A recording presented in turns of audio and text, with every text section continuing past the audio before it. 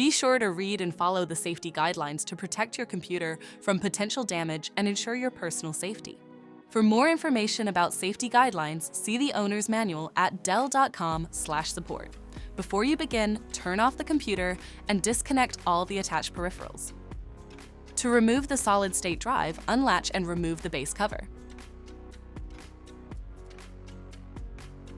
Unlatch and remove the front bezel. Then, flip the front panel over to access the inside of the system. Identify the solid-state drive and remove the screw securing it. Lift the drive out of the system. To reinstall the solid-state drive, place it back in the system and secure it with the screw. Flip the front panel over to cover the system. Secure the front bezel and base cover on the system.